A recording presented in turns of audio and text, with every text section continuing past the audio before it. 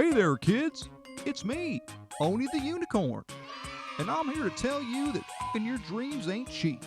In fact, it costs a ton of cash to do.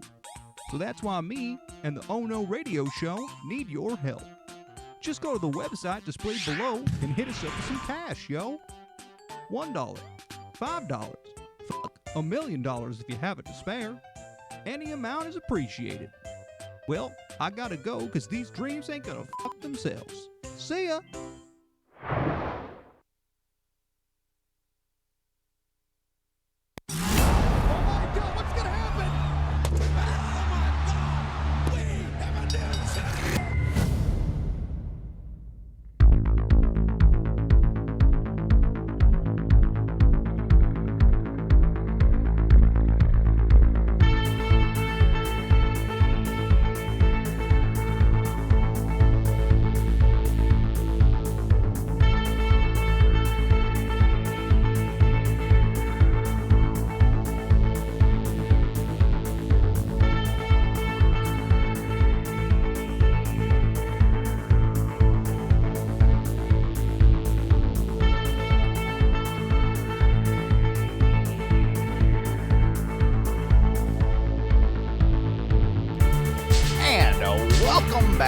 Once again to the Ohno Wrestling Podcast, episode 149.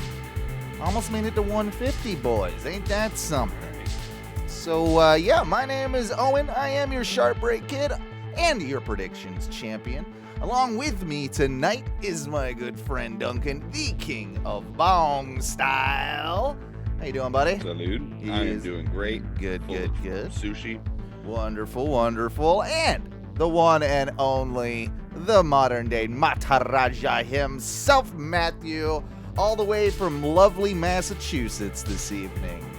Massachusetts, baby. Cold. I'm still on the road. I might not have the Ohno Wrestling Championship title, and I might not be able to troubadour around the great northeast of this country, but best believe I'm making my connections and I'm bringing my roots up here, and so when I bring that title back, it's going to feel like a homecoming. Okay, all right, I can understand it.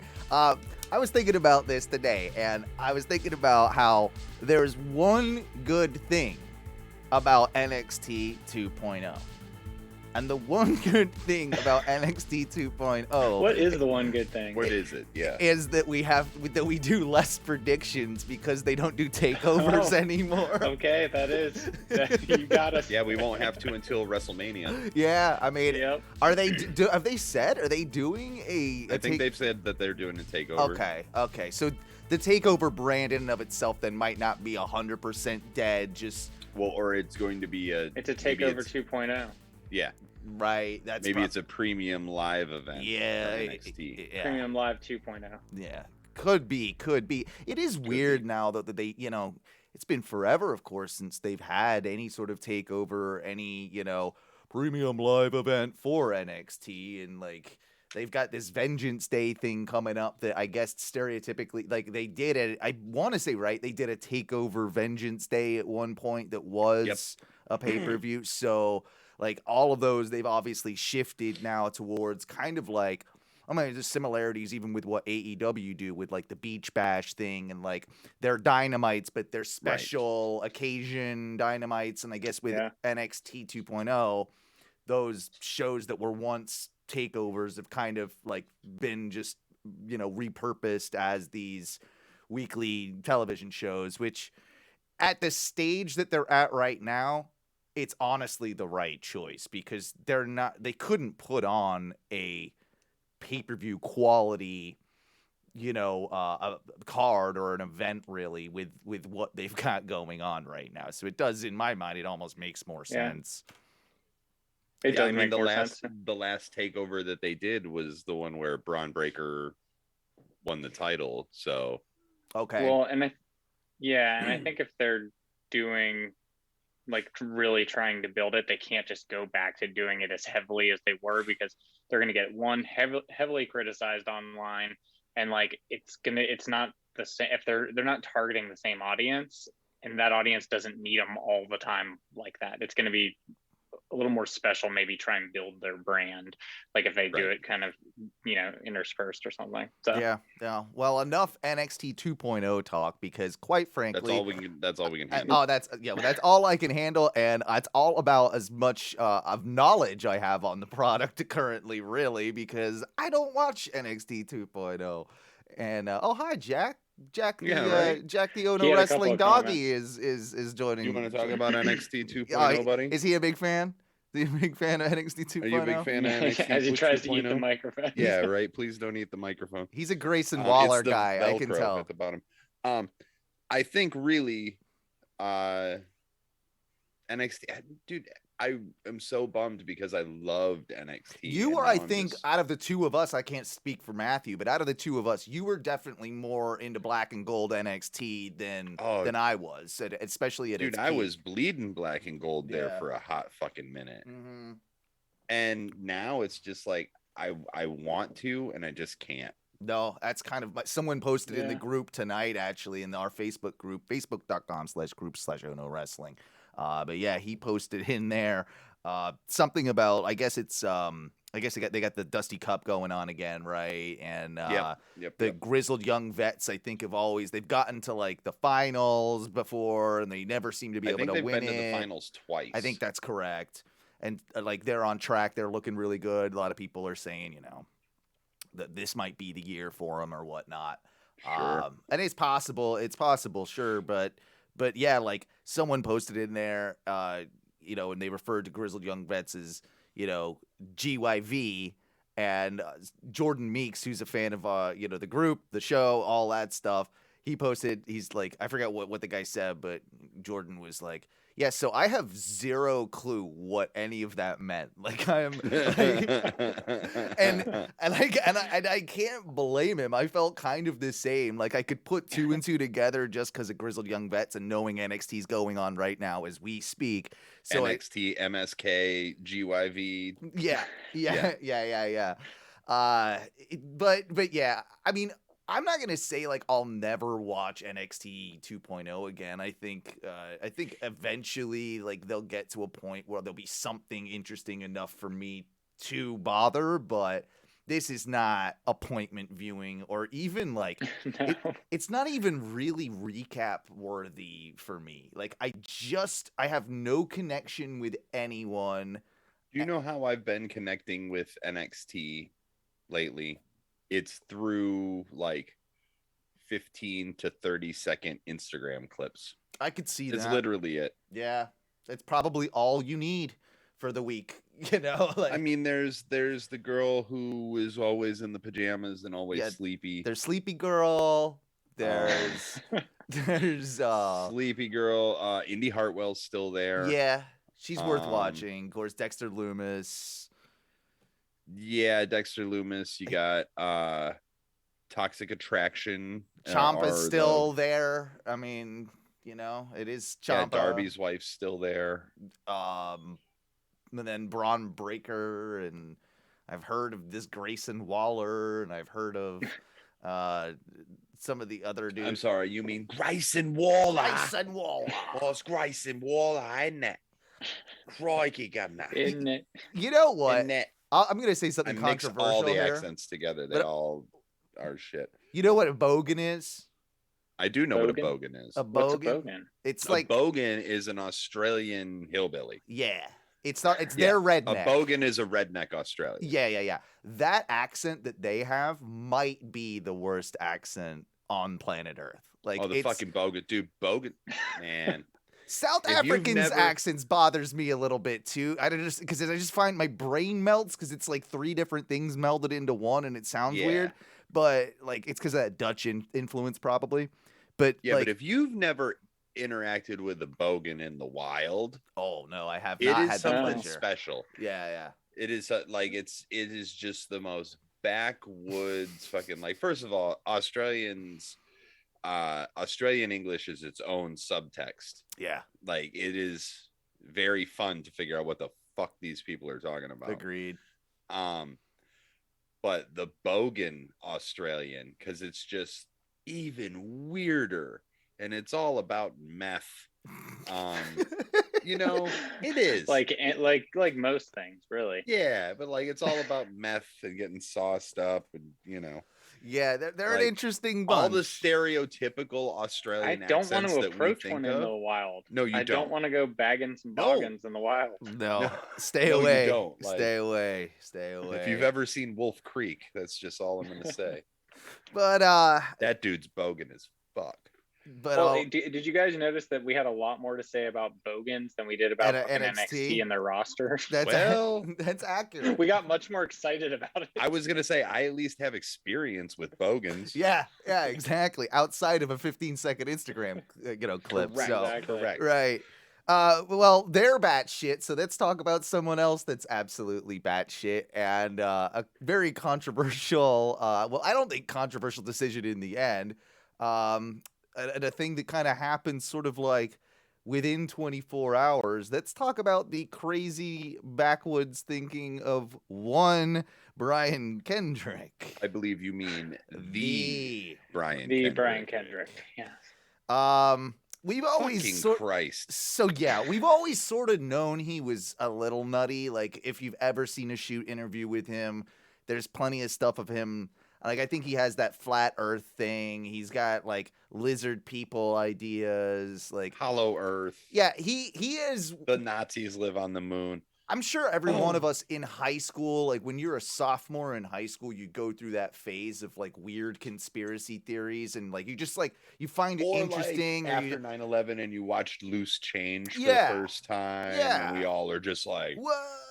whoa. Like we all have that phase.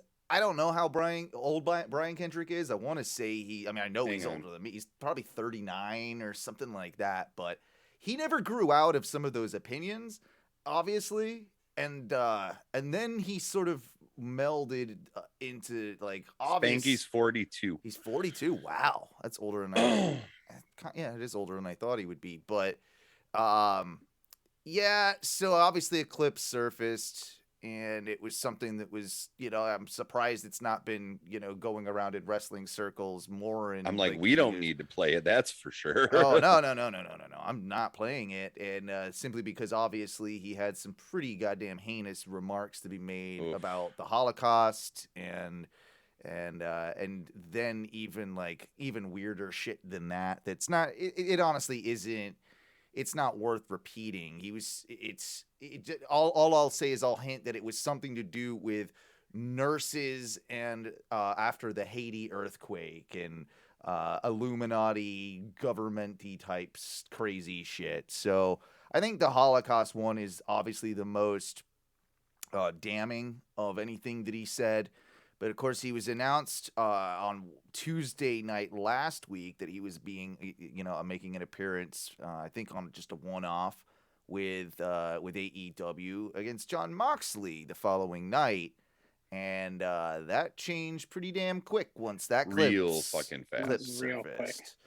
Like probably not even 12 hours. Like that's sort of It was the real fastest turnaround I've ever seen. Yeah. Yeah, and I feel like it was less than 12 hours too. It might have been. It might have been, and I don't know, but at least in my zeitgeist, like from when I saw the first article, we did the show, and then as soon as the show ended was when Owen sent the gorilla position. It was just like, hey, this is happening. It's just like, oh, okay. But it was like 11, 12 o'clock, and by the next morning, like 9 a.m. Yeah. Because like now what people are doing is as soon as if you have a little bit of buzz, you get announced for something, people are going back through the time machine and they are digging. Yep.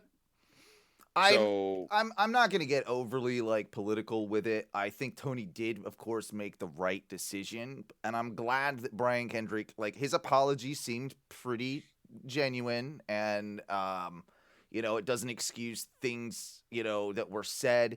It's a different and a longer conversation about, I guess, sort of cancel culture in general and things that were said so long ago, like should they apply? I don't think that we're here for that. Like that's a different conversation for a different show time. for a different time. Yeah, but again, just in the fact that I do think Tony Khan 100% made the right call. It was if nothing else, it was what's best for business move. Like this just optics wise is not a good look. And credit to Wheeler Yuta for, stepping up last minute and having a pretty decent match with Moxley. And the story was told well. Like, I kind of like how Moxley is playing along with this sort of like, he feel like they're telling the story of he's almost lost a step. Like, he's not quite, he's trying to get back to the Moxley he was, when he was a champion and all that sort of stuff. So I like that they're playing with that. They're not, of course, they're not overdoing anything with his rehab situation. I think all of that was treated really with a lot of class. And what else was class was when, of course, Brian Danielson popped up and grabbed the microphone after the match and laid some pretty interesting propositions down. What did you guys think of this? Because I really loved it for a couple different reasons. I loved it because of the way that it like ebbed and flowed. Like they had me like thinking multiple times, like, oh, it's gonna go this way, or like thinking I knew something was gonna go a certain way, and then them kind of shifting it. Danielson did a good job with that. He did. I mean, I thought it was great, like in ring mic work too. Mm-hmm. And the proposal that he made was very interesting with them joining. I mean, that would be an amazing team to see together. I wouldn't have thought that, in the way that it was done and the way that it was brought up. Like, like we don't have to like each other, but like think about how we would be like. I don't know. I'm into it. Like the way that it was done, it just started getting me going. It like was a whole new attitude and take on them, and like they could still like go after each other. It's not this, lovey-dovey tag team thing. I'm for it, and I love the whole promo. I thought it was smart at the people that they referenced too. That like, they pretty much named all the champions, right? They ran through like, hey, look, we've got this dummy in a dinosaur mask as a champion. We've got this millennial crybaby cowboy, anxious cow. And I forgot, what did he say about Sammy at that point? I forgot what he said too. He made fun of him for being a vlogger. Basically, was like, that's kind of what he did. But it's a smart way to kind of incorporate all of those people as well, and things that they could go after either independently or together. Right. Yep. It sowed seeds of doubt. Like I can see them. I mean, eventually, I think we're of course going to get like the real big blow-off feud between the two of them, and I think they're probably going to have a series of like incredible matches. Yeah. But I would not be opposed if they flirt with each other for a month or so, and if they kick some ass together for a month as a tag team, and kind of like just have that, like, it's brewing in the background dynamic, but who's gonna turn on who, and like they could do a lot for both their characters as well within it all. So all around, just good stuff for me. Duncan, you pretty much the same, or? Yeah, I mean, I think that this is better than them just going straight into a feud. I agree. I think that was genius because it extends it as well. And it extends it, and it's going to build more of a backstory, get you're more bought into story on the way there. Yeah. And they can do something now where they can essentially, like, instead of the two of them having a singles match at Revolution, the next pay-per-view, they could potentially have a tag match together. Maybe it's their first actual match together working as a team against, I mean, it would kind of have to be the Jungle Express, right? Jurassic Express. So. I always call it Jungle Express, but Jurassic Express. So Jurassic Express, sure. Yeah. But I think what you were saying. But I think that's the Welcome to the Jungle Express. Yeah. Yeah. And then like, I think it would just be great if they won those belts. Like, and they're all like, and you got Moxley is kind of a reluctant champion at this point. He doesn't really want to be in this team with him, but he's like, fine. Like, now he's tied to it, and I'm like, tied to and they it, can like beat some ass, and like no one's beating them. Mm-hmm. And it's also a really good way to split up Jurassic Express that way. Yeah, I would also watch the match between Moxley and Danielson versus FTR. Yeah. I feel like that would be a good match. And Lucha Brothers and the Kings of the Black Throne. I mean, the opportunities are endless. I mean, literally everybody. I mean, hell, you could do the Young Bucks. Yeah. Oh, you'd almost have to. I mean, at some point you would. So that's really, really intriguing. Other big thing that I find, of course, very intriguing news that came out this week was that of Tony Khan's announcement after he did it after Did he do it after Rampage? I think that's what he did. Yeah, it was right after Rampage. Yeah. Friday. Yeah, that's right. Yep. With a big debut coming to AEW. And can one of you pull up that exact tweet, because the verbiage? Yeah. I should have copied that. The verbiage is very interesting, and it uses the term "forbidden door" as well. And I know. Oh yeah, he leans into that one real fucking hard. But if it's like, if it's a guy that essentially like is just a, is open to, like is a free agent essentially is what I'm trying to say. Sure. That to me doesn't imply the forbidden door. I don't think that's what it is. Like, I think the forbidden door insinuates that, like, the forbidden door is only WWE at this point. It really is, yeah. Yeah.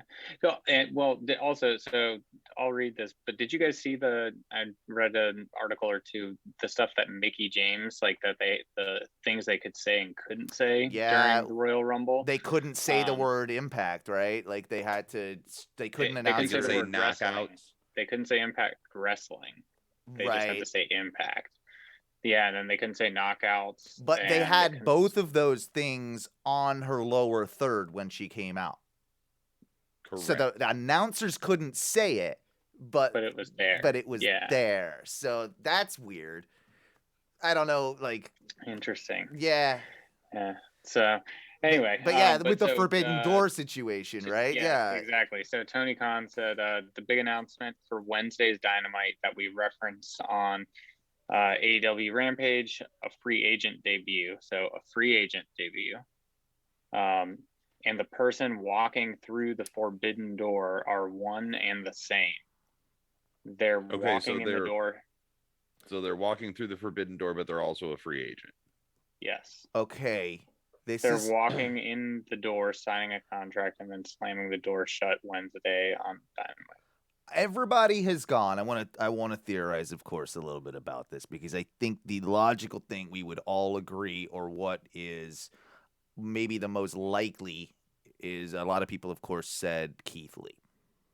And actually, there were two more tweets about this too, and he definitely is all about the forbidden door. Right. Oh, go ahead. So, all right, sorry, that was actually the last one. Yeah, because originally I don't think he said free agent. I think no. So sorry, I didn't read those in order. There was an ad. Maybe he was clearing it up. These wrestling websites typically have, but no. As referenced on Rampage. So it started with as referenced on Rampage. I have a surprise on Dynamite live on at TBS. A top wrestler will walk through the forbidden door this Wednesday and debut in AEW. More info to come. Well, I feel like the more info would really, maybe it's in the next tweet, but the more info would just be the person showing up. Thank you to everyone who joined us for a great Rampage, blah, blah, blah. So the next one then is the forbidden door can be opened for anyone from any wrestling promotion in the world, whether or not it's a company AEW is on good terms with, even if it's someone from a company that's open for business. They're also welcome to slam the door in the face of their prior company. And then the next one was where he said the last one that you read at the beginning. with a great showing. Yeah, so Isaiah Cassidy has earned a qualifying match for the spot in the face of the Revolution ladder match with the TNT title shot at stake. His opponent will debut Wednesday and sign the contract. So it's going to be Isaiah versus whoever this person is. Yeah, in the ladder match. See, I think I had a theory up until the one and the same thing. Because I thought, like, oh, they're going to pull in Keith Lee and then it's going to be someone else as well. Like, maybe it's a double reference. But when he says they're one and the same person, that kind of, like, fucks up my theory. I'll tell you what it was. I was going to save it for a little later, but fuck it.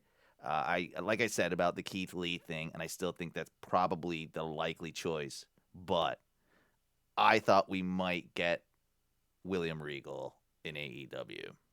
Because of the some of the Forbidden Door stuff, I think it would work because he was a backstage guy at that point, so I don't know that he would have the same non-compete. But then there's, I mean, even if he did, it should be expired by now. Like, that should be done. Yeah, you're right. Yeah. And especially if he was classified as an NXT performer, we all know, like, if he was still considered an on-screen performer, he would have had a 30-day non-compete, which should be good to go. I think it's 60, isn't it? Most of them were 30. Oh, okay. Pretty sure. Yeah, that's because Alistair. Oh, that's right. Yeah, so he was quick. I don't see it being Keith Lee if for no other reason than he's on his honeymoon right now. Right. People are saying, of course, now that could be a work and whatever. It could be a work. You know? It absolutely could be. I mean, he's married to another wrestler. It could 100% be a work. Yeah. I wonder. It could work if you really want to bring a surprise too. Exactly. And I also wonder if it's going to be Jeff Hardy.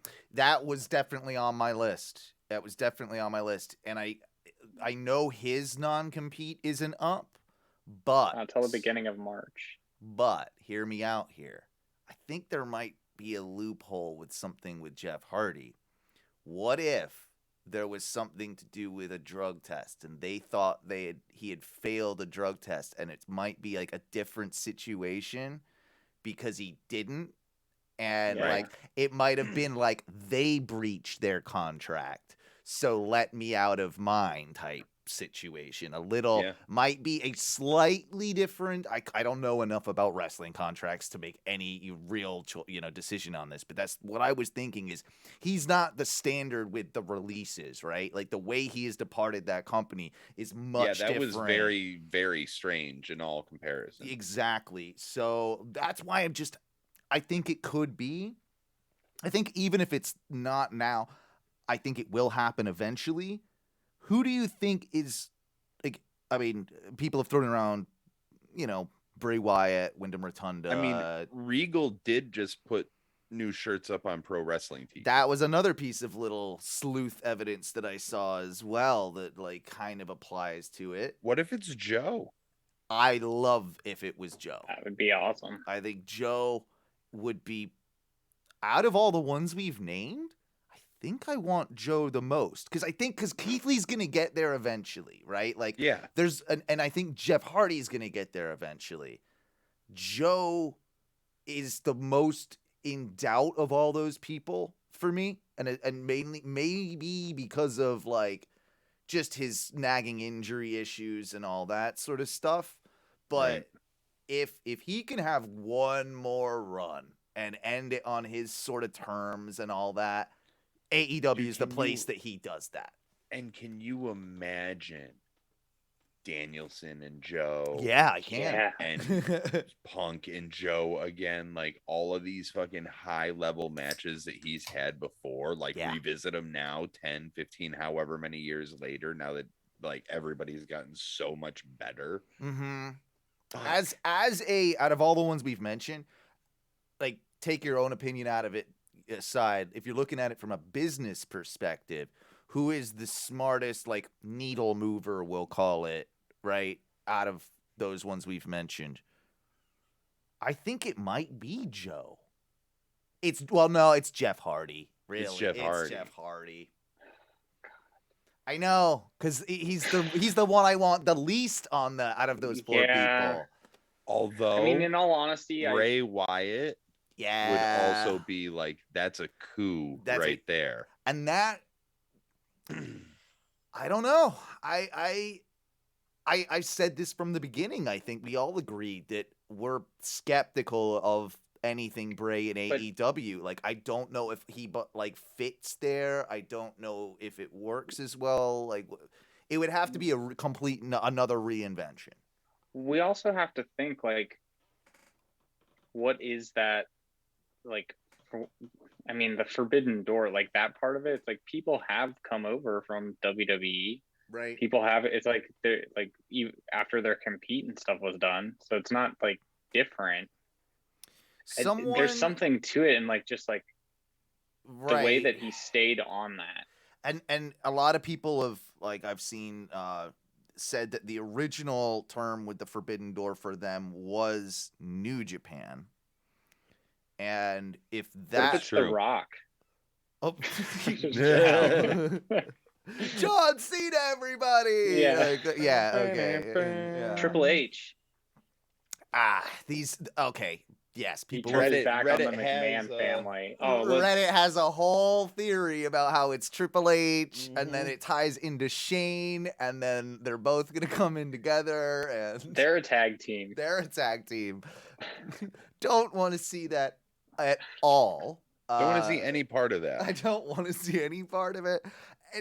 And you know what? Like, Tony Khan would be, like, open for, like, a lot of, like, ragging on if, like, and a lot of the stuff that he gets shit for now but doesn't deserve.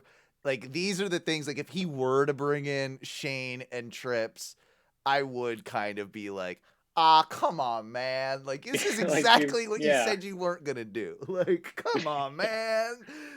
Like, of all the people, really, it had to be, come on. Right. Come on, man. He's like, but don't worry, we're going to be doing Dynamite Underground. But yeah, I don't see it happening in a million fucking years. They bringing Omos back? I don't see it happening in a million Commander years. Aziz? Oh, yeah, well, who knows what's happening with Aziz? He's lost out there with Veer. Dude, I was gonna say, what if it's Veer? What if he shows up on the wrong night? Out there with He's like, oh shit, I'm at shows up at the wrong show. Now that I could get behind. That is hilarious. That would be awesome. Yeah, that would be fantastic. What if it's R-Truth and he just shows up and he's just like, yo, I'm ready for Raw, player. I'm in. Someone threw that concept around for Impact, like because they, had the Mickey James crossover. Yeah. But it would be perfect for Impact if R-Truth did just show up there and he's like, oh shit, I'm at the wrong place, and just just dipped, like, and that was all it was. Doesn't have a match, doesn't do anything else, just that. Like when he brought the ladder out for the Royal Rumble. Yeah. God damn it, R-Truth. But no, back to the whole thing. Like, again, don't see Shane, don't see Triple H, but the Forbidden Door aspect, again, people have said with the New Japan connection to it, what if it was Okada that just rocked up? So that person is slamming the door, though, signing the contract and slamming the door. We got something at stake here. That ain't happening. And is Okada a free agent? No. So that's like, that's stupid. Fucking. Ooh. Who? Did Jay White become a free agent just recently? Oh Osprey? My God, Cody's technically a free agent. Oh, they don't. No, they're not that dumb. They're not that dumb. They're not gonna. No. Listen. Tony Khan would get so much shit for that, and he would know it. Oh, Cody should go on Twitter and say he wants to start another wrestling promotion. God damn it. Oh, Jack. He passed out. That's a good one. I had a weird. I don't know if this guy's. It could be Gumption Junction. It could be. They are the hottest. The wellness policy. It could be. It could be either of our tag teams. Like, they're both like. It could be the 3-man power trip, which is the Gumption policy. The Gumption. The Gumption. I don't know how you tie those two together. We'll figure that out. Gumption policy. The Gumption policy. Wellness Junction. Wellness Junction is better. Yeah, Wellness Junction. Yeah, Wellness Junction. That works. But what about this guy? Only because he called out Mox at a Rev Pro show. Will Osprey. See that one. I don't know if he's a free agent. But he's had all sorts of weird contracts. I think he might be. He is a free agent, and he technically was working for New Japan, and I do checks those boxes, right? At New Japan. Yeah, dude. But like a month or so ago, he had said or before he got all pissy with them, he was saying he was like only going to wrestle over there and like was going to go into his contract negotiation. Like that's what he wanted to do. I remember like reading an article about this. Yeah. This was like a while ago. And I was like, huh. I was like, okay, well, I guess there's not, but like maybe that was just like planting the seeds. I'm not going to lie. That would be dope. Give me Will Ospreay. He's the most AEW person out of anyone we've named. Like you know, shit. And like I think it checks all the boxes with like the sleuthing detective work that we've just done in our brains. Yeah. Also, have you seen how good Ospreay has gotten in the last like 2 years? And then he bulked up like crazy. He bulked up and he's gone away from like being just strictly a high flyer, and he's doing power moves and shit. And I'm like, mother, fucker. I mean, he's become a hell of a chain wrestler in general. Like he's always. And he's also become like his strikes are vicious. I would agree. I think he would fit I don't know. For a North American audience, if he's as much of a needle mover as a Bray, as a Jeff, or as a Joe. A needle mover for AEW's audience. And he is for probably, if he signed like a 3-year deal, he would be a needle mover down the road. Like that's, again though, I mean, we talk about roster bloat, we talk about all that shit. Is there room? You know, it's, I don't know if there's room or not. Like, you make room for a Will Ospreay. I guess it's a question fucking make room. But we've said this about like quite a few people now. Like, you make room for Keith Lee, you make room for Brian Danielson, you make room for CM Punk, you make room for you know, right? And they've done a good job with it. And I think that's the thing is they know how to not over push these new people. They know how to give like the less is more and have more of a rotation of talent. Like Miro's injured, for instance, right now. Let's not see him for 4 or 5 months even, and then bring him back at the time, like, and then give someone else a rest, right? Like, have this rotation that you're not seeing the same people every week. It keeps it fresh. You get to build more people up, you know. And they've done a good job of like now kind of, I mean, with Kenny being injured and him, going out like that, but also like the Bucks have been doing a lot less. We know that they were injured, but there's only like 1 or 2 matches I can think of that they've been in recently, and they're not as prominent in promos. And like, I think that's fine. Like they're doing a good job filling it. I think that that's part of like that rotation. And they're doing a good job of building some of those stars, which they've needed, like the Sammy, and they're doing a good job with that.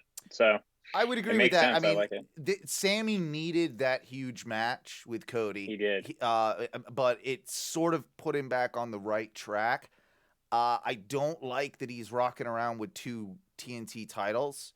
I don't like that either. It's weird. Like, I don't like that. Like, no. Why? Yeah, you just pick one. Yeah, you did the thing. Like, that means that you did the thing so that there is sort of a storyline thing that you can play up on. And if this was the intention, it wasn't like clarified enough to me why he did it. But remember, he had came out, was it Rampage or Dynamite? It was Rampage. He had his last match, and he still had his ribs taped up, from the Cody match. So he was using the second belt to cover the rib tape to not drop, the illusion before he hits the ring that he's injured, that type of thing. You could have played up on that if you wanted to with the 2 belts, but it just don't. Just have the 1 belt. Like, it's 1 title. Like, it should. Yeah, because they're the same belt. Exactly. Yeah. At the end of the day, there's nothing. It's not like Jericho when he was the undisputed champion and he had the 2 very distinctly different belts. That's fine. Like, if you're even if you're Raw and if you're Becky 2 belts, totally fine. It's 2 independent championships. What about the green one that Miro had? Yeah, that was cool. I remember that would be better if he was going to do something like that. Yeah, I don't know. Just don't like just have 1 belt. Right. If you're the undisputed TNT, like whichever belt, but you got green belt, gold belt, who gives a shit? I do feel kind of bad for Sammy because he didn't get his own, right? Like they've all kind of had their. I guess Darby didn't either, but yeah, like Rusev like had his own belt, like that's, and it was a good looking title too. Like I thought it was I thought it was really good looking. So I kind of miss him.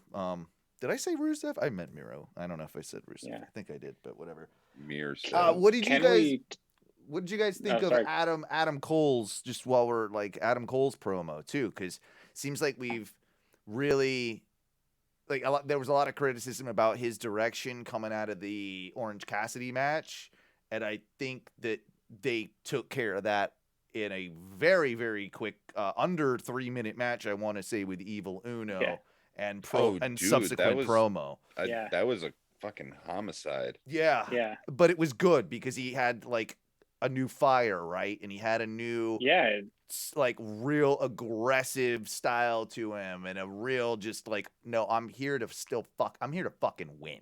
And I'm here to win. And eventually I'm going to win. I'm going to be the top guy of this promotion. Just like every promotion that I've ever joined, I always end up as the top guy.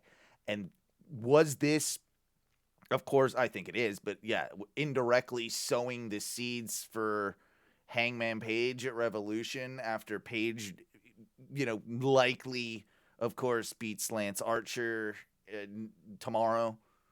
Yeah, I don't think there's any chance Archer walks away with that title. No, I don't either. And he probably never will. He's just not the guy. He's not there. Yeah. And he's too old. Maybe if he was a little younger, that might be possible. Yeah. But I don't think that he's ever. He might be TNT champion one day. I could see that.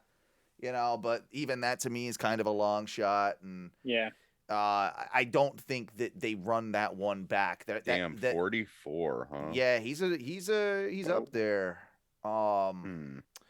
So yeah, I think there's not enough money in Page Archer 2 at Revolution. So you got to kind of like cook something up quick, right? To get your main event going for, Revolution. And I think they kind of just Revolution. Fuck you, dudes. That's an inside joke. We'll get to that later. But no, I think this sowed the seeds pretty much for Adam Cole to be, feel like he's in that position, to make him a credible threat, to give him, less of a comedic vibe as he's been accused of having since being in AEW. This is probably a good move, and I still don't think he beats Page, but no, and that's why I'm just like I get it, right? Like I get where we're trying to go and how we're trying to get there and what we're trying to do, but what's our end game? If he's not going to win the title, where does he go from there? Because you can't really quickly title? Have him be this like turn, I'm a badass, I came here to win, and then he takes one shot and loses. Right. It's gonna, unless he gets cheated out of it. I think it's gonna involve Kenny. I think this is Kenny is Kenny not still going to be out for a little bit? Kenny's going to be out for a bit from in-ring action, but Kenny, I believe, could still make an appearance, and there'll be the cast of doubt between, is he maybe there to help Hangman, or is he there to help Colt? Where does it all stand? Yeah, he doesn't have to do anything. He just has to stand there and stare. Yeah. You could literally make this happen with a stare. It's kind of WWE, so I don't love it. I would like a much more clean finish in a sense, but I could see how they do that to then further set up Cole Kenny. So Cole loses, then it's Cole Kenny in a couple months or, down the road. That takes up Cole's time for a little bit. In the process, I think you turn Cole face, and then when Cole is face, he can defeat whoever's the heel champion by that point. But we're talking, I think we're over a year away from that. But that's like, they do like to do long-term storytelling, and this would be a way to sow those seeds. I just feel like Kenny's going to be out for a while. Like, he can do that, but I just feel like then he can't just keep showing up and just doing that. And I just don't think he's going to be ready. He has like a bunch of surgeries, and like, you can't have all of those back to back, and you got to rehab. Yeah. I don't know. And like, dude, like, Who's You've been the one Kenny Omega for a long time. Yeah. Like, just And take a who's break the for a second, one- man. You deserve it. Who's the one that beats Hangman for the title? How long does Hangman hold the title? If they could do MJF, but I don't know that's what they do. They could do Danielson, but they've already done those matches. Yeah. So Cole really would be the only other guy I think currently on that level with, But with Hangman, where do you go if you don't have him lose it to like Cole? if we're fantasy booking, right? Like, like let's or really else, like, consider it. who else is a threat to him other than right now Archer? Like, who else could you see going against Hangman too? Miro, kind of already seen. Yeah, I would do Miro Hangman, but I still don't know that they want to strap up Miro with that title. I don't think they do, and I don't know that they ever will.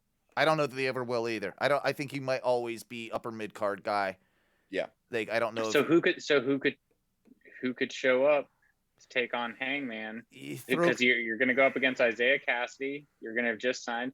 Still, Osprey is still the best option. Osprey is still the best option from a match quality perspective, and you could probably do a lot storyline wise. Keith Lee is a heel, and that's a great way to just get someone insert them. Keith Lee's a viable threat, but he's going to come in as such a strong babyface that there's no way that you do Hangman Keith Lee right off the bat. That doesn't. Osprey will get a huge pop, but as soon as he cuts his first heel promo, he'll be a heel. Yeah. Yeah, because he is good at it. Yeah, he's a Brit, and Americans love to fucking as they should boo the Brits. As they should. 100%. Dude, bring in ungrateful colonials. Bring in Regal with Osprey. Oh, you. That is dirty. That is dirty, but amazing. Seriously dirty. And I just got to throw something out here. I don't know what's going to happen, if anything. But my conspiracy brain starts working in the background. Did you see Regal? I know we talked about Regal's new merch on Pro Wrestling Tees. Do you see what his tagline is? I did not. The original villain. Beautiful. Who's the villain today? Right, Marty. Who is like, he just did a vignette with Flip, who's doing some sort of weird, like he's trapped back in 2019. Do you think enough times passed that it's not just still too troublesome to bring in Marty? They brought in Jay Lethal. They did. Jay Lethal's allegations were so much worse than Marty's. Yeah. I don't know that they were as well publicized as Marty's. That would be the only difference. They definitely got swept under the rug a lot. Because I didn't know anything about Jay Lethal's until he showed up in AEW. Whereas that was definitely a big thing, but I think they were just like, they went after Marty, and like, look, we've had that discussion. It's just like, was it right? Nah. Gray area. Was it illegal? No. And that is a difference. That is a difference maker. And you know what? It should be in a corporate company's mind, honestly, because otherwise you never get a job again, right? And it doesn't matter what the court of public, decision is or perception. Realistically, at the end of the day, he's an innocent man in the name of the law. Why would that prevent you from hiring him? And I think you kind of have to look at it that way as well. It's similar to the Riddle situation. It's similar to, there's a few on WWE's side that have, shit, even Randy. Yeah.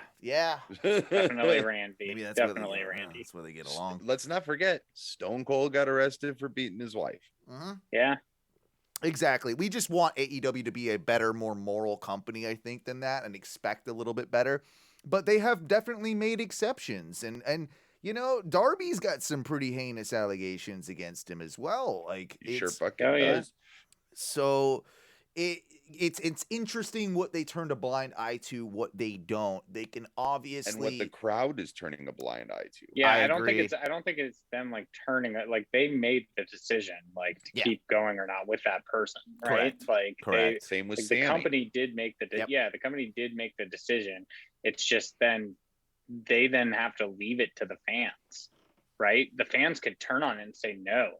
Like they could boo, throw, you know what I'm saying? Like I think Marty would like, be so popular if he came in that it wouldn't matter, and that they would. Marty, yeah. Yeah, I think he was because he was one of those guys just in early on in AEW. Like we've always said before speaking out, right? Marty will be in AEW eventually. Like it's and I think he was on his way. Like he had like it was gonna happen sooner rather than later. And they kept him in all the BTE stuff for the longest time. Like Marty is a definite one that you could use with that not as much with the Forbidden Door thing though. Really, that's what I meant to say. Is I still love Osprey.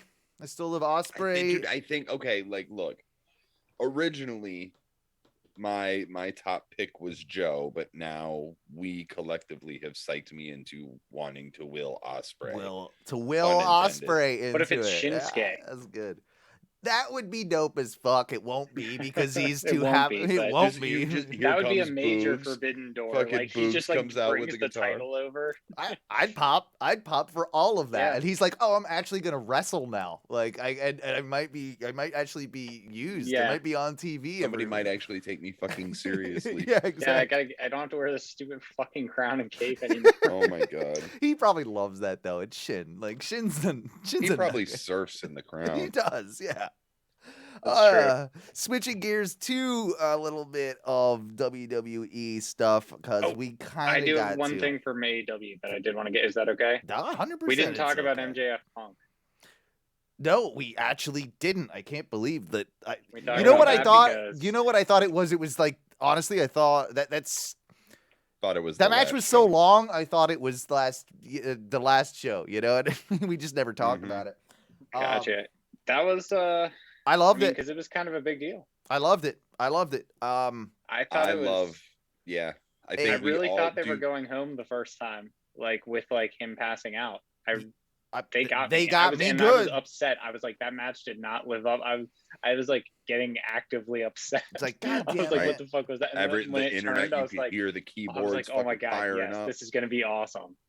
That was just such a good so many little things in there. I loved the tape thing too, to the original passing out spot, before the match got restarted, and I thought that was just such a clever little device that they used that was believable. The way that MJF was doing it and obscuring the ref's vision of it was genius. Like he was able. It's a magic trick. You're able to show the camera this thing. Misdirection, but not show and make it believable that the ref can see it.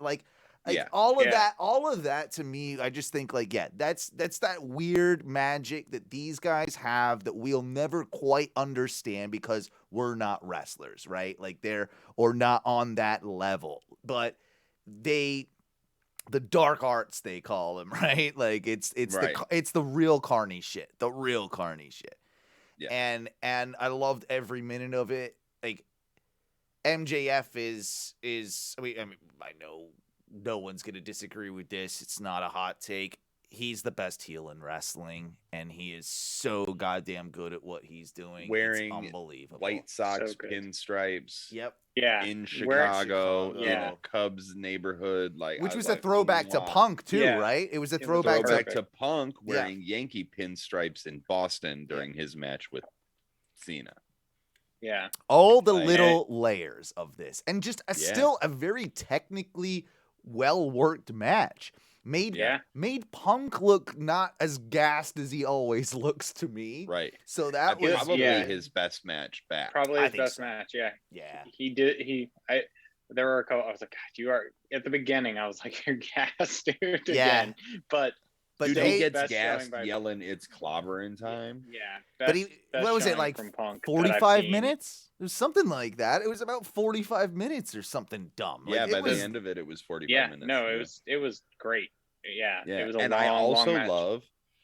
I love that MJF handed him his first loss in AEW. It was was smart. That was so smart, and to do it in Chicago, the right way to do it, the right finish, the right result.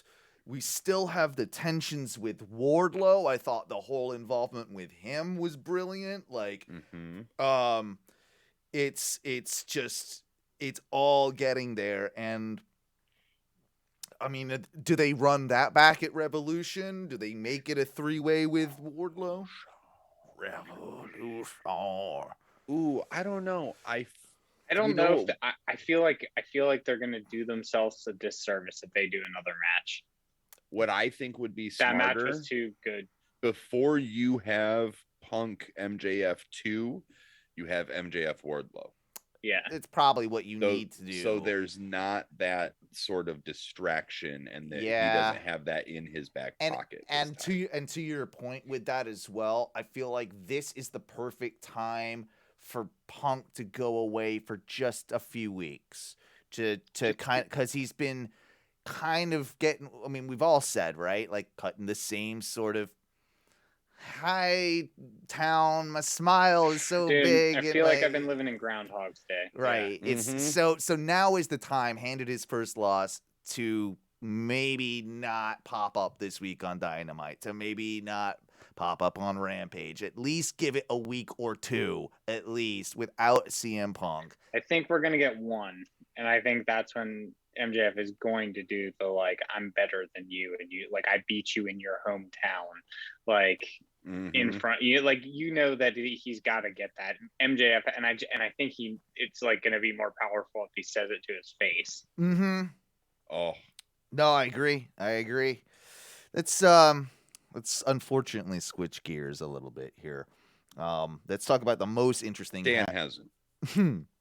Not done a whole lot. Well, he was standing in the background of the Jon Moxley match. That's all that needs to happen, right? Like, he was there with the best friends, and he was there, and Mox, like, the looks that he was giving Danhausen were absolutely hysterical. Yeah.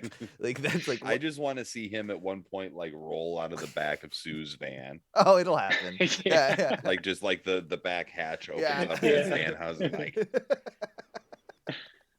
Love him or hate him, I think he's fantastic. We all do, but ONW loves that Danhausen. Loves that Danhausen. Yep. You know what I say? I think is actually going to be probably a pretty good match, and I'm really, like, unusually excited for something that's happening in Saudi Arabia called the Elimination Chamber. But at least they've put 5 people in there that will actually have a really good match. And I think that's true. This funny story, the Elimination Chamber over in Saudi Arabia is there's different rules. They make, like, their people go through it every day. Oh yeah. It's a weird thing. And, like, journalists and such too. Yeah. It's gonna be interesting. This is fact. Don't destroy the tapes. Anyway, yeah, so what do we got? We got Riddle in there. We got Bobby Lashley, champion. We've got Brock Lesnar in there. We got Seth Rollins and AJ Styles.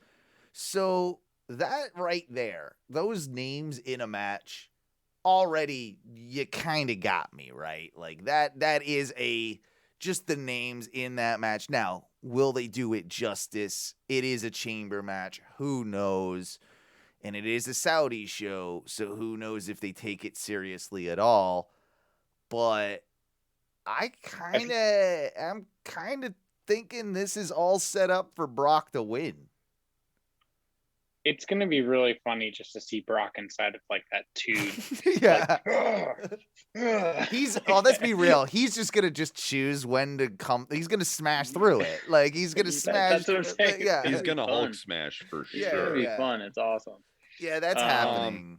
Brock's going to win. Yeah, they keep talking, like the commentary keeps using this title for title. I think Bob, there's a couple of people that have like used it now in promos. Even Bobby Lashley or MVP in their promo last night on Raw. MVP said, "Oh, you've got these delusions about like you're gonna beat Bobby, and then you're gonna have a title for title match with Roman or what have you." When MVP is literally saying that in a promo, WWE is not that smart. WWE is not subtle. They are telling you that you are getting Brock Lesnar. They're trying to sell tickets for WrestleMania preemptively. They are telling you that you are getting Brock Lesnar versus Roman Reigns. Title for title at WrestleMania. And there's two ways I think they can do this at Elimination Chamber. Unfortunately, I don't think they're going to go with the more exciting option, which I think I would love. But I think what they'll end up doing is, well, do you want the good one or the bad one first? Oh, do the bad one first. The bad one? Bad one is that he starts in the Elimination Chamber and he just F5s everyone as they come out runs through all five. You know, because I feel like that's what's going to happen. Either way, he's got to beat everyone, not just. Yeah. And the second one, which is the Bobby Lashley comes out last, then they have a bit of a fight, and but in the end, because it's the chamber, there can't be any interference from a Roman. Brock will win, and 1, 2, 3, new world champion. That's what's going to happen. That's easy, lazy booking, WWE style.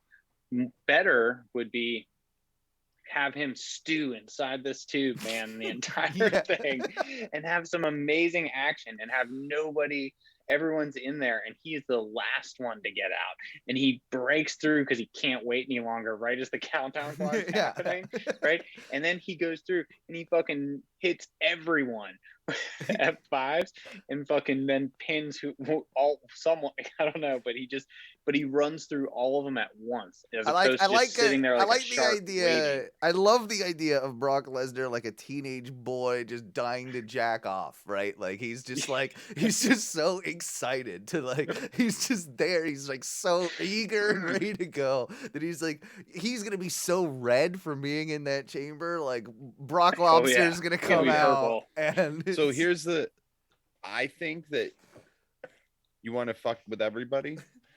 Bobby Lashley starts and he's the first one eliminated. And then you're guaranteed a new champion to go into WrestleMania. It's not a bad idea from a smart wrestling company, but they won't do that. They won't do that. And because the only problem with that is that you really take away a lot of Lashley's allure, if you were to do that. Do you not take away his allure by basically doing what you're doing now? Okay. And you're just going to have him lose anyway. You do. You absolutely do. But I think in WWE's eyes, they justify it well. He was the last one against Brock, and they had that's the way they think, I think. I know that's how they think. But yeah, you do. You take away his allure, and I think you already did kind of, before that. So I'm curious why, and I know why, because he's on SmackDown now all of a sudden for no reason, but this is the match that Big E should have been in to rectify his defeat. This seems like this would have been a great chance to get that belt on Big E to take into WrestleMania. That's just, I don't know. That's probably how I would have done it. They are doing that boy dirty. Yeah, they don't know why, because he sell so much merch and does sell merch. It feels dumb. I just think Vince is intent on doing this title for title thing, or title versus title. And I still don't think they unify the belts. I think we'll have another Becky 2-belt scenario. I think Roman's gonna win that too, and then we'll have Roman 2 belts. Roman 2 reigns. Wow. All right, I'm hanging up now. Wow. I quit. Not even Wednesday. No.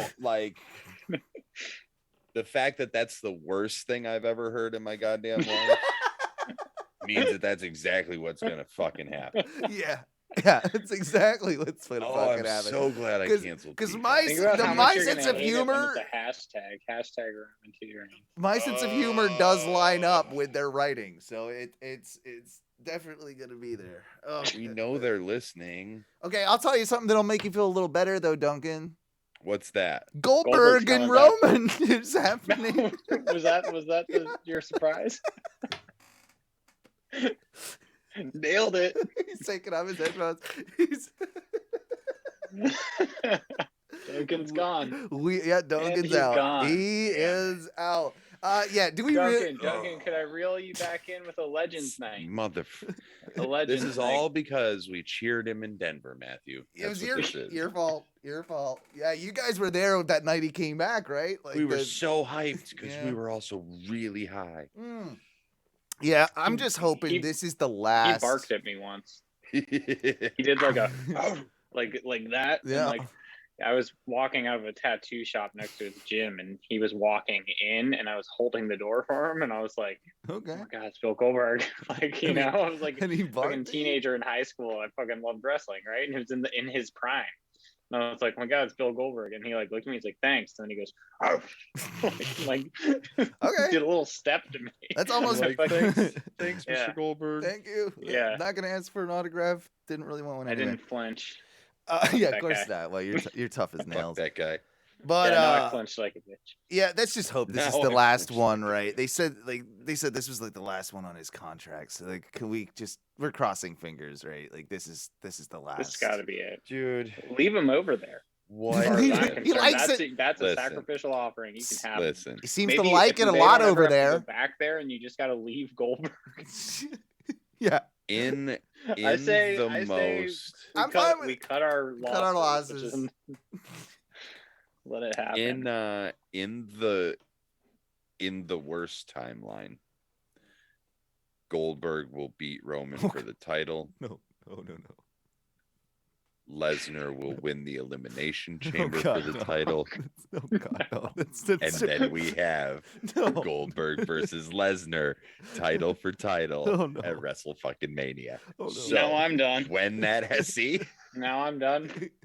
So when that happens, been good, guys. It's been good. Done. Oh. I just put the cursed timeline into effect. See, I no, know we gotta switch. I gotta lighten up the mood. This is too dark for me. What did you think? Let's talk about the House of Black. Well, let's talk about Reggie, and he's now involved in a romance album. Get a little angle here going on. I think Reggie and Dana Brooke. It seems like might be something happening the there. The crowd was very upset when they did not get a full-on kiss. They were very like, hey, give my boy Reggie some sugar. That's it. I would think that would be the right thing to do. That's what I'm saying. Yeah, I agree. I love it, and then we can get a wrestling angle out of it. Yeah, and he's gonna roll her up in bed. 1, 2, 3, referee. Oh my God. Yeah, 100%. And I'm totally chill with it. We also have new knowledge of Randy Orton's baking knowledge. This was so dumb, but was probably one of the most entertaining things on Raw. So it was, the quiz competition between Alpha Academy and RK Bro. And it was stupid sports entertainment, but you know what? Weed references in Denver. Matthew, why were you not there for this? You should have totally changed your schedule and work around this. Yeah, because every time we've gone since that Goldberg show, it's been a terrible show. Garbage. Yeah. Well, at least it wasn't a draft show this time. That's true. Yeah. But you did get a 30-minute opening segment essentially of a quiz show. Not, because you paid for the wrestling. But you're gonna get don't say the word wrestling. Can't do that. Yeah. I mean, shit. When we were there, Triple H came out and fucked up his joke he was trying to make. He was trying to say, how high are you people? And he said, hi, how like he was like, hi, how are you people? Good job, like, buddy. Yeah, good job, Trips. And we were just like, ha, ha, ha, ha, ha, ha. Good job. Yeah. I do kind of, I think we all sort of do like RK Bro. I like that Alpha Academy have the titles right now. It seems like RK Bro are probably going to win them back at some point. It would, I feel like that might happen. But then there's also this like underlining thing with they've got like beef with like Seth Rollins and Riddle and KO, Randy. So I wouldn't mind if they just did lean into, especially just for WrestleMania, get the guys on the card, if they did RK Bro versus Seth and KO. I mean, you did notice that, like, did you see at the end of the show yesterday when they were just like, they were telling KO that they didn't even know if he was going to be on WrestleMania? Yeah, he's pissed off. He was not happy. He was not happy about that. He's like, fuck this shit. Like, I'm pretty sure he didn't say that, but he was like, not in so many words. But. Well, wasn't he like? I love how KO was adamant that he, the guy from Canada, like Texas, was just like his second home, like, or something. Like he was like, I am one with these Texan people, and like I've got a bull on my shoulder, and he won. I guess he won the Universal title there or something when he won it the first time. And his first Mania was in Texas. Yeah, so there is some history there, which is kind of cool. Like he's playing into that, but like obvious KO is an interesting one because he can do face and heel, but I don't know what he is right now, really. Like he's a heel, but I like him, so he's making a lot of money. Mm-hmm. That's like all I know that he's doing is making a lot of money. Do they do something at Mania with KO and Stone Cold because of Texas? Please. Oh, a stunner off. Do a stunner off, maybe I'm not saying that it's like against each other either. Hold on. If they do that, KO's going to end up stunning Stone Cold. No, I don't. Stone Cold stuns him. Stone Cold will stun him. That would be the way they would do it, yeah. KO will get a beer bath. He'll end up looking stupid. So, like, as much as I love that, yeah, that's the logical. KO does end up looking bad at the end of that. You're probably right. I don't want to be right. I don't. No. I probably am, and I really don't want to be. What if Stone Cold comes out and Kevin Owens gives him a 21 stun salute? Stuns 21 people. All right with that. I'm okay with that. Stun salute. Okay with that. God damn it. I love it. All right. Son of a bitch. You're welcome, universe. Son of a bitch. So we haven't done this in quite some time, but here we go. But it's time that we put mainly Duncan's, and of course feel free to play along. No, it's not, I'm gonna lose. But... feel free to play along, of course, Matthew, as well with this one. But feel free, those of you at home. My next predictions. So what we do here, this is the sort of Ohno Wrestling Duncan Hall of Fame quiz, where I will name a wrestler who is inducted into the Hall of Fame, and Duncan has to guess who he was inducted by. So, this year, I went back to my archives to make sure I wasn't doing a repeat or not skipping any, and the last one we did was the year of 2008, so we were moving on to the year of 2009 with the Hall of Fame. All right. So, here we go. The one and only, he held several NWA regional championships, like to carry a bird to the ring, the one and only Koko Beware. Who would induct Koko Beware besides Frankie the Bird? Always loved that Hasbro figure, by the way, too, because it did have the stick-on bird that you could, always liked that.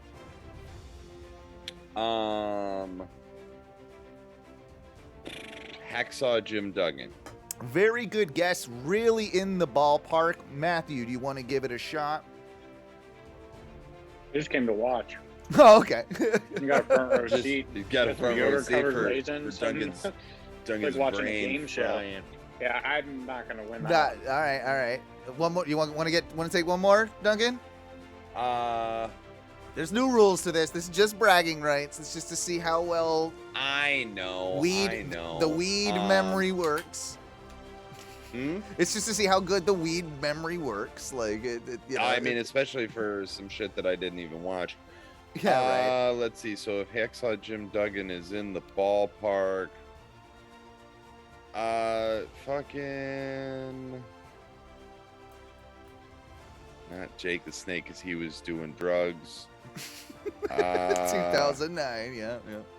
No, the $1 Million Man. I don't know. Another very good guess, but no, on the right track. Like I said, the Honky Tonk Man.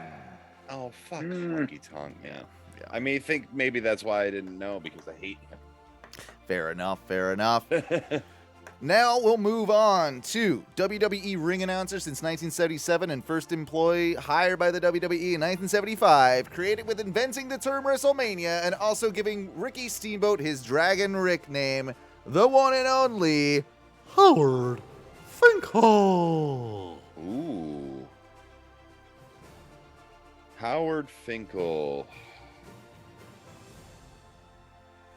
What year was this? 2009? Yes, sir. 2009. Ooh. Who would have given Fink? I mean, not Vince. That's too below Vince. Correct. Shane? Nope. Another legendary personality, but of course, in-ring performer. There's your clue. Jim Ross. Oh, you're getting close. All right, then. So same caliber, like same sort of like tier status as Ross, or I lower? would say so. Yeah. Yeah.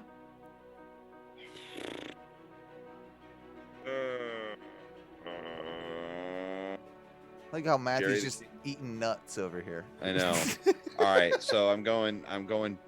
Yogurt covered raisins, man. Oh, I'm gonna go Jerry the King Lawler. very close again. No, Michael Cole. Gene Okerlund. Oh, okay. Mean Gene, which Gene, makes sense for Howard two Finkel. bald dudes, same hairstyle. Right. Former wrestling promoter in the Mid-South United States, one-time WWF United States Tag Team Champion, and held over 20 NWA Regional Championships, Cowboy Bill Watts. JR. First try, Duncan gets it. That's good, man. That's good. You're on the board. I was like, I'm going to get one of these, goddammit. Yeah, you got it. Next up, one-time NWA Heavyweight Champion, three-time NWA United States Heavyweight Champion, and one-time WWF Intercontinental Heavyweight Champion, Ricky the Dragon Steamboat. This one's easy if you think about it.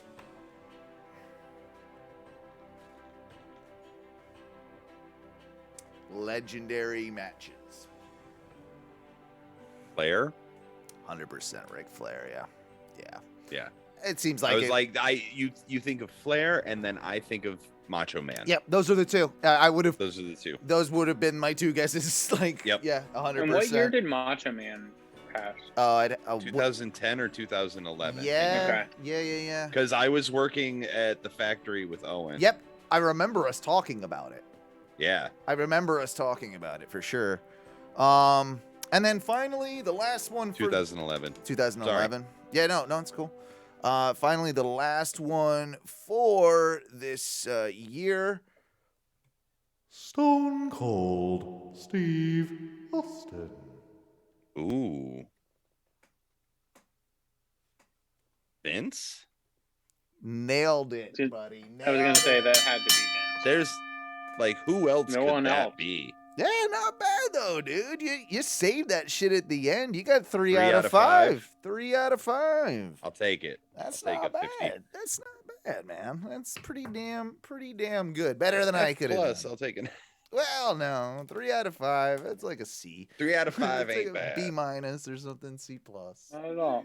Oh, yeah, it's it's Better than me. It's a passing. I feel like grade. I was like the Michael Jackson man, like with popcorn. Oh man. I don't really have much else to rant and rave about this week, other than We I gotta go ahead. What? go ahead. You got No, it. I was gonna say Owen pointed out to me that that friend of the show, our boy Reggie, was getting some love yeah. on the Talk Is Jericho. Yes, he was by Jade Cargill. Jade Cargill. Yeah, like apparently they worked together when she was at the PC, and you know, funny. I mean, she had nothing but great things to say about Reggie, and like about how Reggie was truly like one of the guys that, or one of just the people in general that like got her confidence up enough to like, you can do this, and with promos and all that sort of stuff too.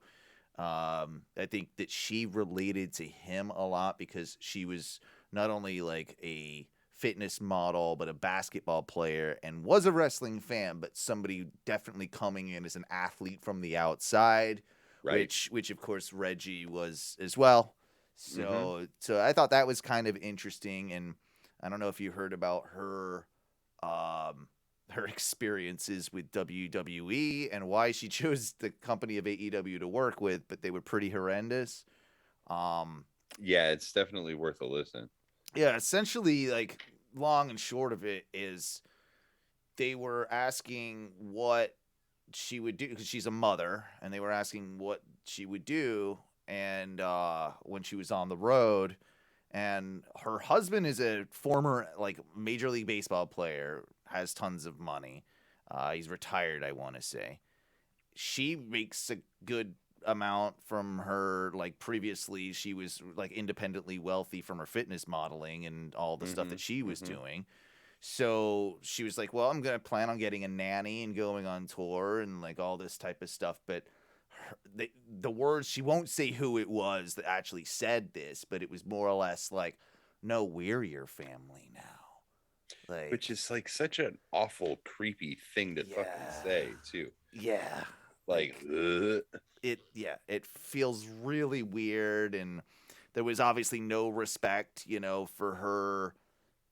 You know, they obviously worried about her being on the road and if she was going to be able to actually do that and that type of stuff. And, you know, she was all down for it. She had a plan for it. But at the end of the day, no, she was met with, but we're your she's family. like, you know what? Fuck that. Yeah, fuck that noise. Fuck that Which noise. you can't even blame her. No, not in the slightest. I still think she's got a long way to go, but it seems like she's got the right mentality. I agree. I think she's shown incredible growth, and I didn't realize that her legit like first match was that Shaq match. Yeah. Her and Shaq, Cody. It was, yeah. Cody Red Velvet, right? Yeah. Yeah, Cody and Red Velvet. So like it to see how far she's come in that time is astonishing. I think she needs to just be paired. She needs to always be paired with the right people right now. Like, you got to be very selective about who you put her in the ring with. And Agreed. I think you got to craft her matches a little bit more than you would with, say, a less green person. But if you hide her flaws and you accentuate all her positive traits, that chick's got something. Yeah, like she does.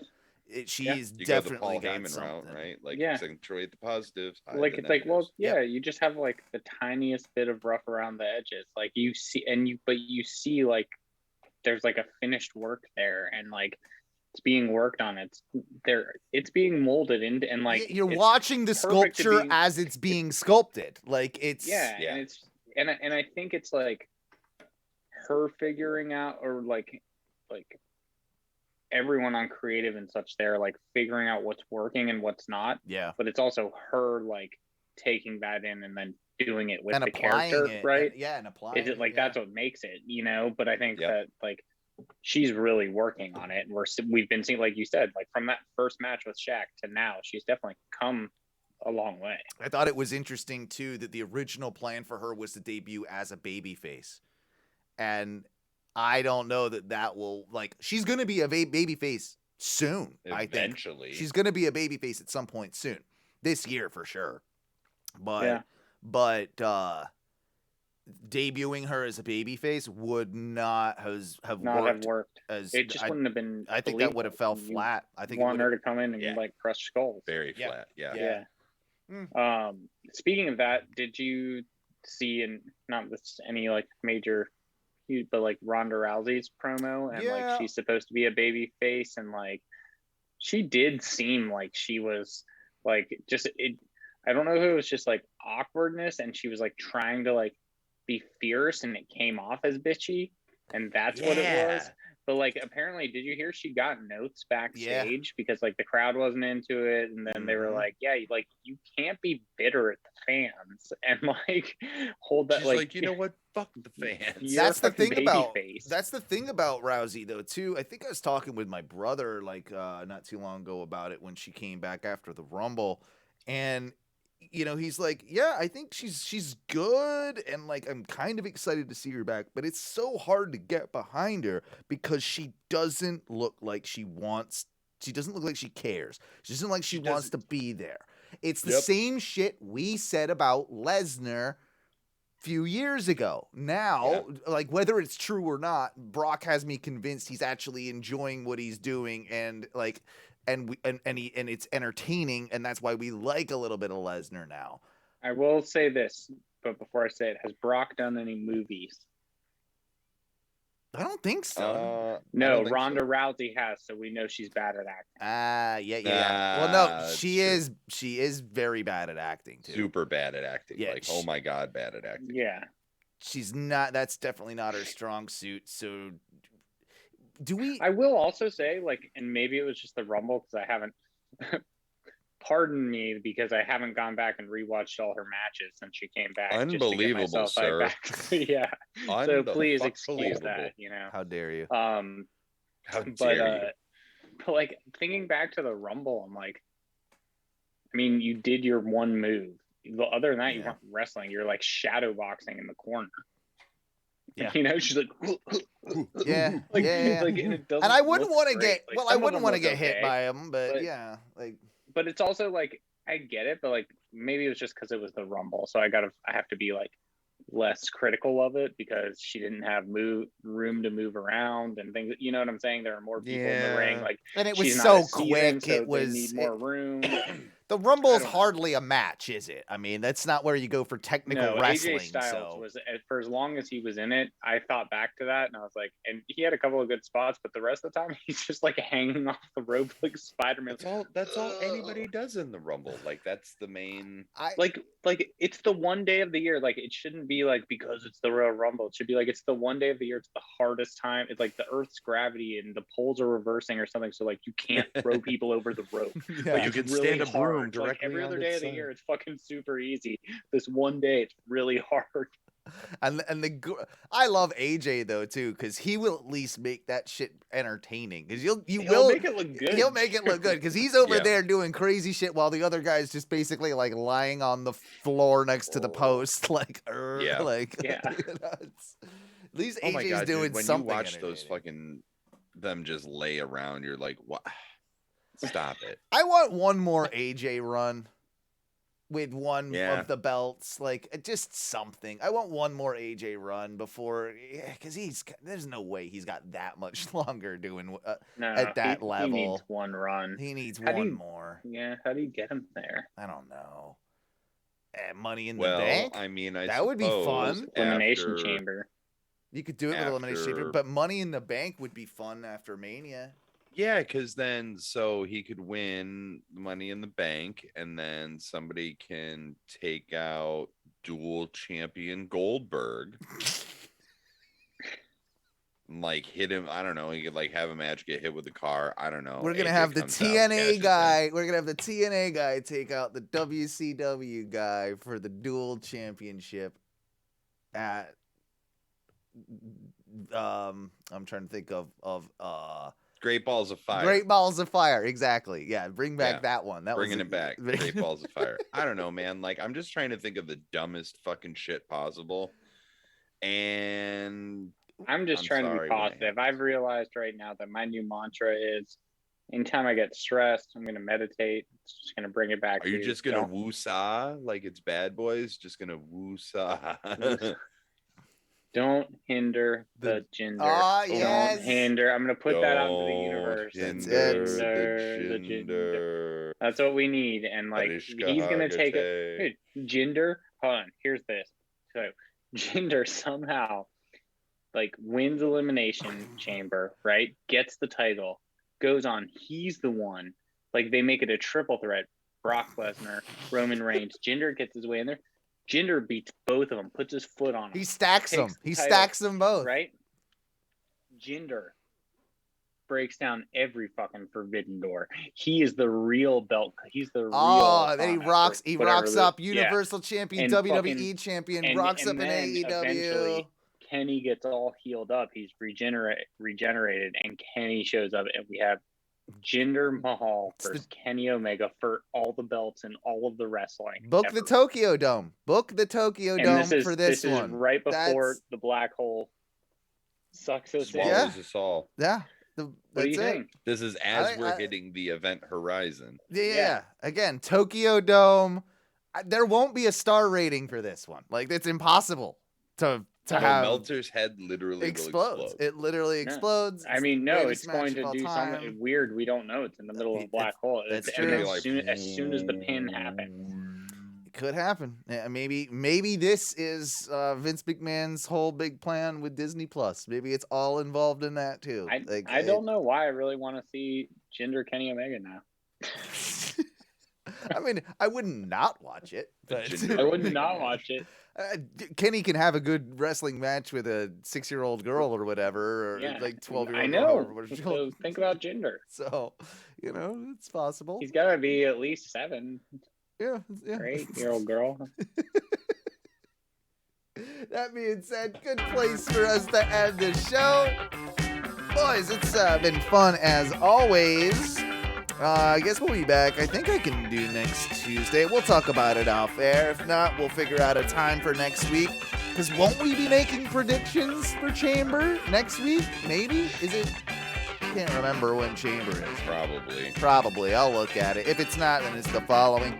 But either way, guys, we have had a ton of fun with you this evening. If you want to donate your extra hard-earned cash and just help out the cause, you can do so at patreon.com/ONRS. Check us out on Twitch at twitch.tv/ONRS Live. That ONRS, of course, is stands for the Ohno Radio Show, which is the sister or cousin or, demented uncle of this podcast. Yep. And you can find that on Thursdays at the same bad channel and OhnoRadioshow.com. OhnoWrestling.com if you're watching on Twitch or wherever you find your podcasts. Facebook.com/groups/Ohno Wrestling. And boys, what do we say when we get out of here? Good old Sting. Woo!